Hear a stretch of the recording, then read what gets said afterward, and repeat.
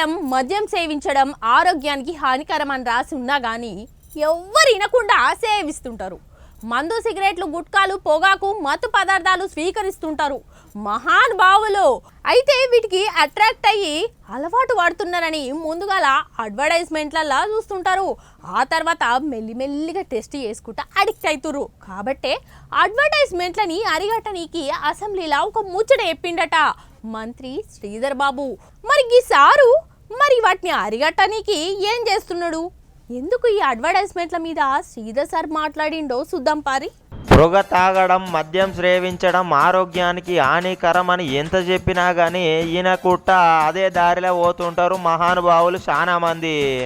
అయితే గా అడ్వర్టైజ్మెంట్లు టీవీలలో వస్తాయి కదా, సబ్బులు పౌడర్లు షాంపులు నూనెలు అట్నే పోతే ముఖానికి పెట్టుకునేటివి క్రీములు అవి ఇవి వేస్తారుగా, గుట్కలు పాన్ పరాకులు మందు బీర్లు ఆశికులు అనుకుంటా. ఇక గిసొంటి అన్ని బంద్ పెడుతున్నారట నువ్వు మత్తు పదార్థాలకు సంబంధించినవి. ఆయన అసెంబ్లీలో బిల్లు సుతా పెట్టిండట మంత్రి Sridhar Babu sir. Cigarettes and other tobacco products, prohibition of advertisement and regulation of trade and commerce, production, supply and distribution. ఇగో ఉక్కా సెంటర్లకు సుతా ఇగో పొగ సిగరెట్ ఇగో చాలా డేంజర్ అని చెప్పి అసెంబ్లీలోనైతే బిల్లు పెట్టిండు. మరి అటే ఇంకా ప్రతిపక్ష పోళ్ళు సుతా ఒప్పుకునే వరకు బిల్లు పాస్ అయింది అన్నట్టు. అవు మరి టీవీ యాడ్లల్లో అడ్వర్టైజ్మెంట్లు గట్టిగానే ఇస్తారు ఇష్టం వచ్చినట్టు.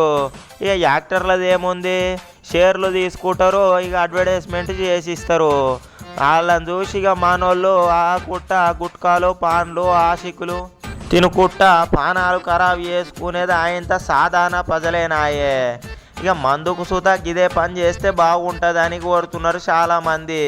మొత్తానికైతే గిసు వంటి మత్తు పదార్థాలకు సంబంధించిన అడ్వర్టైజ్మెంట్లు బంద్ పెట్టే ప్రయత్నం చేసిండు శ్రీధర్ బాబు సారు. అటు ఇంకా ప్రతిపక్ష పోళ్ళకు సుతా ఒప్పుకోవాల్సిందే. వాళ్ళు ఇమ్మె తెచ్చి పట్టుక సుతా బిల్లు పాస్ అయిందని అనుకోవాలి మనము.